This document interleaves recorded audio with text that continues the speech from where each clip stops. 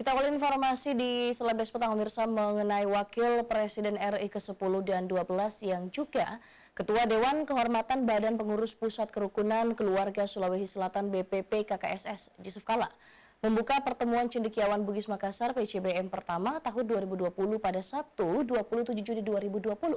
Meski PCBM tahun ini digelar secara online, namun JK tetap berpesan secara tegas agar para perantau Sulsel harus mampu mengambil andil dalam pembangunan dan juga kemajuan bangsa.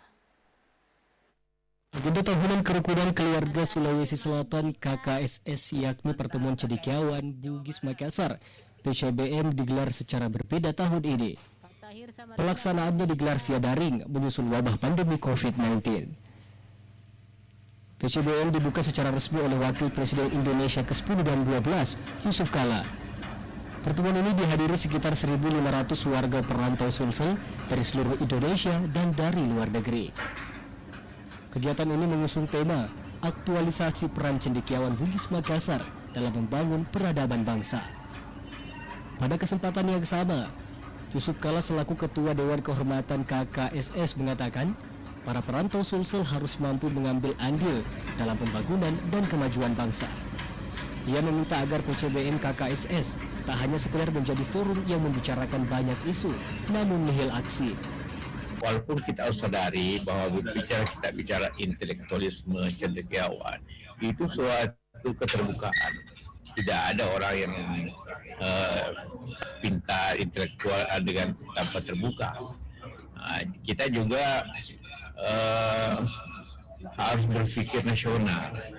Walaupun tentu kita mengetahui asal kita semuanya, tapi pikiran kita ialah bangsa yang lebih luas. Kita tidak bisa mengatakan kita hanya berpikir kedaerahan, walaupun kita membantu kemajuan daerah, kan daerah juga bagian dari bangsa.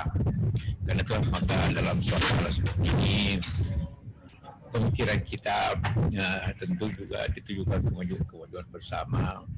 Para cendekiawan, para ahli-ahli, para akademisi yang hadir, tentu juga semua kita pikirkan kondisi sekarang ini yang kita alami, kondisi COVID-19 yang melanda dunia ini hanya bisa diselesaikan oleh para ahli-ahli, para saintis, para cendekiawan.